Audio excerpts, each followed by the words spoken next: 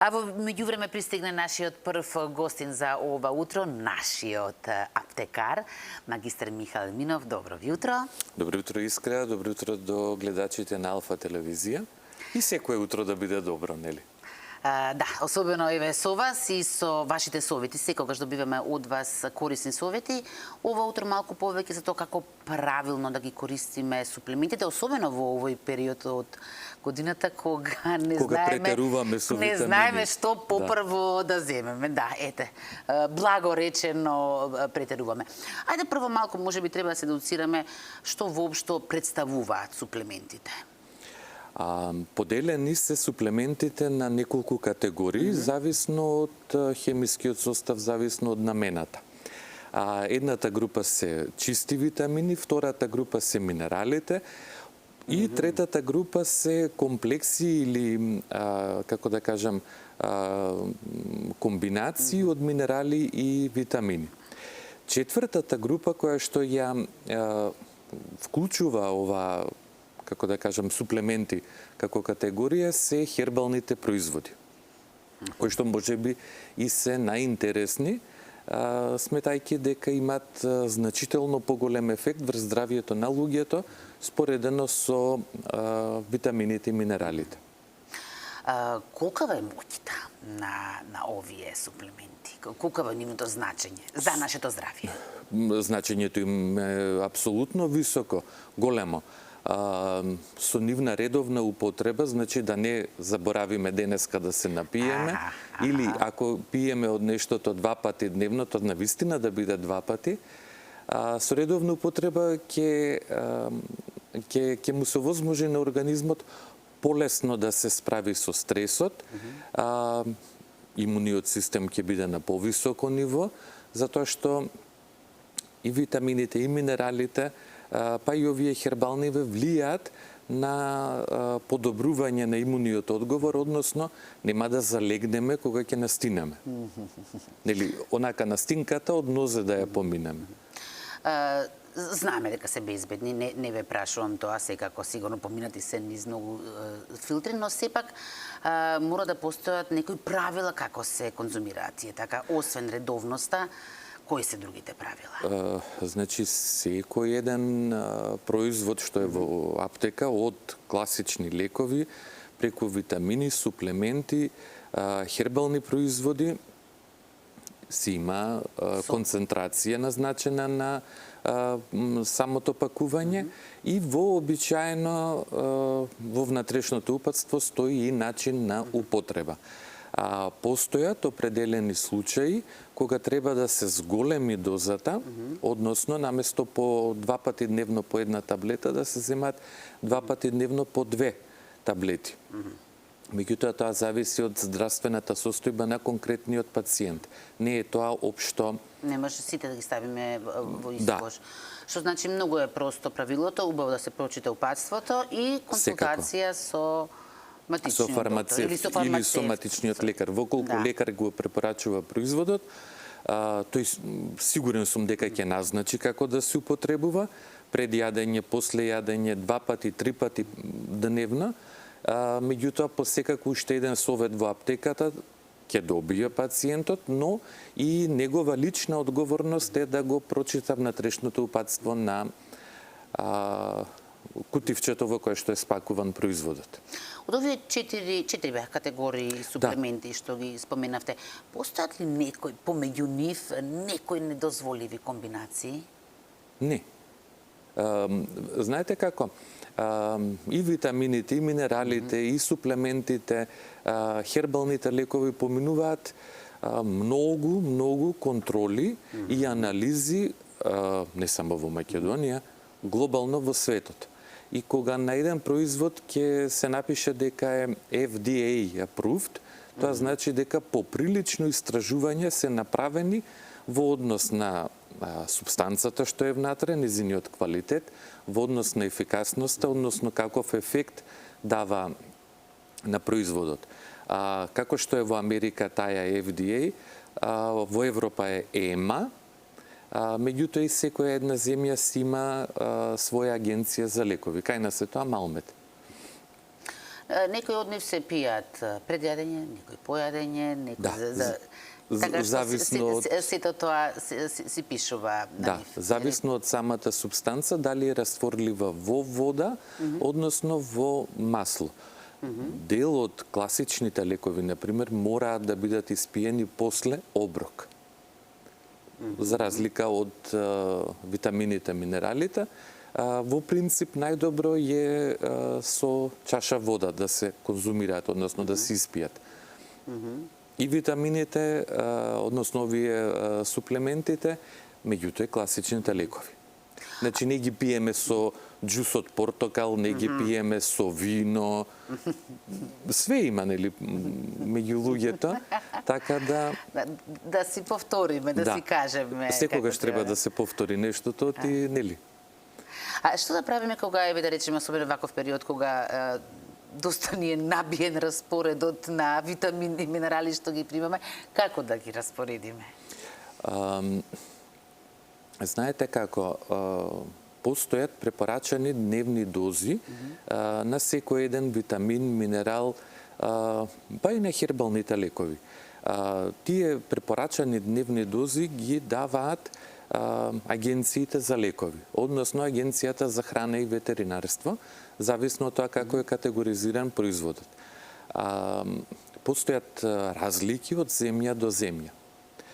Например, кај нас еден производ, витаминија, наменете за подобрување на состојбата на кожата, косата и ноктите, вообичаено е од 5000 милиграми. Во Америка тоа е од 10.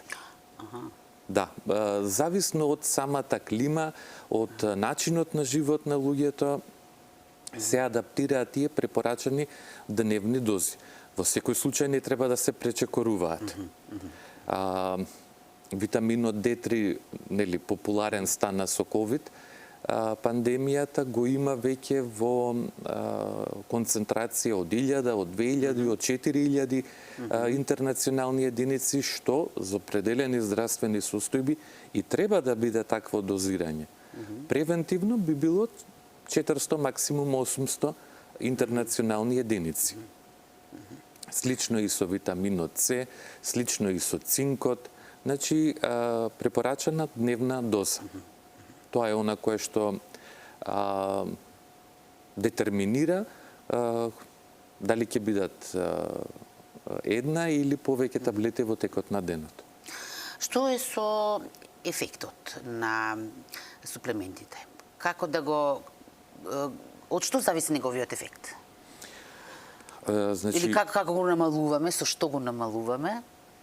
Да, значи ефектот на суплементите во принцип зависи од редовната примена на овие производи. Без оглед дали се витамини, минерали, хербалните препарати со нивно редовно користење, значи не прескокнуваме доза, ако ни е кажано еднаш дневно, то наутро, то посекако мора да биде еднаш дневно наутро. Нема да биде, леле денес сабајлево имам многу работа, а и после ќе испијам таблетата. Не. Значи, треба да се употребува во принцип во исто време и да подолготрајно, затоа што ефектот на суплементите поспоро настанува споредено со ефектот на класичните лекови. Антибиотиците ќе после третата капсула веќе се чувствува човекот значително подобро. Со суплементите тоа малце поспоро, требаат 3, 4, 5, 7 дена за да пројави убав ефект, меѓутоа ефектот е подеднакво моќен како и на класичните лекови. И има, предпоставам, помалку нуспојави, така, да, за разлика од... Знаете како овие суплементи во принцип не го оштетуваат црниот дроб, не влијаат на проблем да настане со антибиотиците, онаа диареја која што настанува. Тоа го немаме. Меѓутоа, да, треба редовно и особено во овој период од годината кога и не знаеме на што сме, дали денеска луѓето со кои што сме зборувале се настинати или имаат грип, Да, треба да вирусе, се да. заштитиме самите себе. Токму тоа и ние и темата денес. Ајде прво, колку можат овие суплементи да не заштитат од вирусите кои што идентификувани и неидентификувани кои што хараат околу нас? Искра, витаминот како таков, како хемиска структура, витаминот С, еве да го земеме за пример, не влијае на вирусот на настинката. Меѓутоа го подготвува организмот да имуниот одговор биде подобар, со што самиот пациент нема да залегне, нема да се испоразболи па да заврши на клиника, него онака од нога ќе ја преживее настинката. Да, пациентот ќе крене температура, вирус е присутен во телото и таа температура е добра, затоа што е одраз дека имуниот систем на човекот работи. Дека е функционален. Замислете да не кренеме температура, а сме настинати или имаме грип. Па ќе се распаднеме. Така. Така да температурата е... Собствена одбрамбена борба си е Да, тоа. температурата е знак дека се случува една борба внатре во организмот помеѓу имунокомпетентните клетки и вирусот. А имунокомпетентните клетки па бараат витамин С, цинк, D3, редовно присутни во исхраната. Да бидеме искрени, никој од нас до толку не се храни здраво или нутритивно богато. Требаат суплементи. Ова, постојано се обидувам да ги најдам во вие наши најчести грешки и заводи што ги правиме. Кога го споменавте, да речеме, витамин С, дека всушност служи како подготовка. Повеќето мислам дека обратното го правиме, дури кога ќе се разболиме, тогаш почнуваме да се тукаме со витамин С. Дали тогаш веќе е касно? Тогаш е доцна. Не дека нема ефект, меѓутоа во принцип ваквата терапија со суплементи треба да трае цело време. Што друго освен витамин С ни препорачувате? Производи кои што содржат бета-глукани. Односно, тоа се растителни соединенија кои што ги поттикнуваат излачување на имунокомпетентни клетки во самиот организам кон вирусите. Значи, бета-глуканите се одлични и за грип, и за настинка, но имаат убав ефект и во случај на ХПВ инфекциите. Така. Колострумот е исто, спомна, кога веќе ќе се разболиме, во тој случај моја препорака е колострум. Доаѓа најчесто во облик на капсули, тоа е на колострално млеко, се добива од крави, од телиња, нели? И овие колострумот содржи готови имуноглобулини внатре. Така да они директно се вклучуваат во борбата со конкретниот вирус. Нема потреба, како со бета-глуканите, да се активираат, него внесуваме активен имуноглобулин. Да поточно, ги споменавте кои најчесто нели ги земаме, витаминот Д, витамин С, но освен тоа постојат нели и мултивитамини. Да. Сега, дали ако веќе поединечно ги користиме, е опасност ако користиме и мултивитамини? Дали имаме шанси од предозирање, така да кажем? Се случува. Да? Да, се случува. Значи, препаратите што се мултивитамини, кога ќе завртите амбалажата, ќе видите концентрација на секој еден витамин што е внатре во таблетата и од страна најчесто пишува она РДА на латиница, тоа е препорачена дневна концентрација. На своја рака, значи, тој содржи, мултивитаминот содржи витамин С. Меѓутоа, ако сме во фаза да почнеме да се разболуваме, да, ќе треба повисока концентрација од С витаминот да го спреми организмот. Или, кај луѓе што се пушачи, димот од цигарете го уништува витаминот С. Треба повисока концентрација од С витаминот.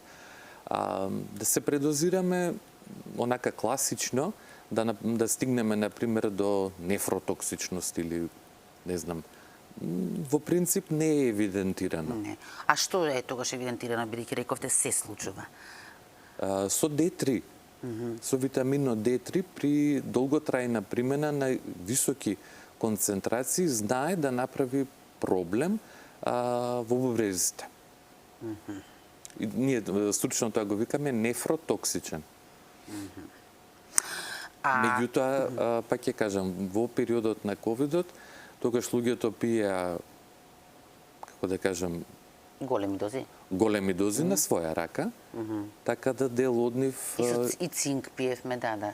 Се што има, се пробавме. Се што можеш да се најде за имунитет, све користи. И си разменувавме.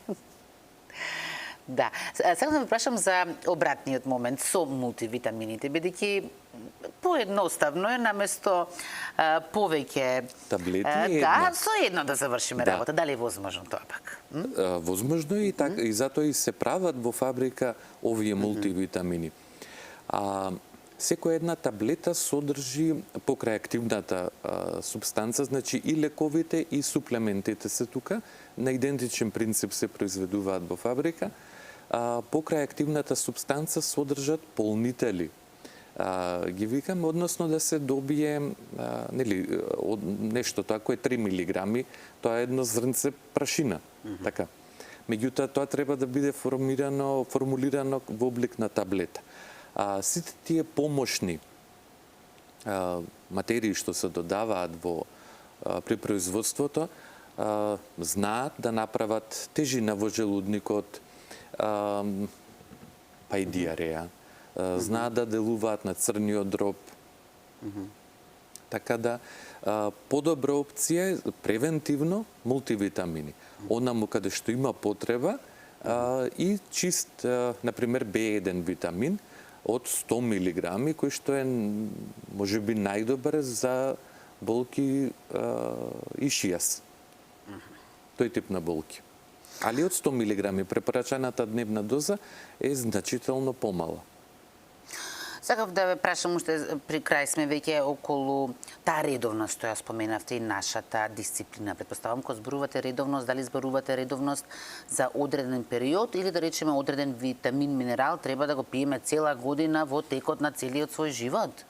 Затоа што, знаете зашто ја прашам? Затоа што преку зима имаме обичај да земаме суплементи. Дојде ли пролет, мислиме дека има сонце, дека имаме свежо овошје, свеж зеленчук и дека немаме потреба, па ги оставаме за тоа за наредната зима го оставаме.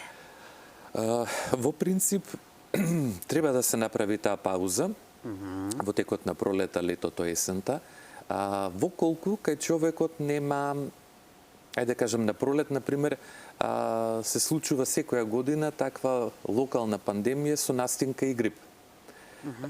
Кај нас. Меѓутоа, ќе помине, нели, ќе оздрави човекот и ќе рече, ајде, добро, го поминав сега, имун сум на овој и си, така полабаво си врви. Дури си мислиме дека имуни сме 2 години на грипот, така некако.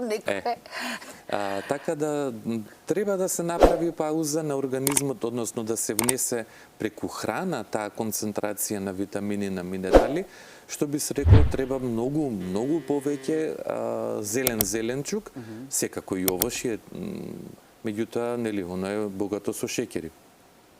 Али зелениот зеленчук е, како да кажам, салатата да биде редовно присутна. Па јас мислам дека доста опфативме од совети, доволно е овие да ги примениме. Се надевам дека ќе им биде од корист на гледачите. Не знам, ќе научат нешто.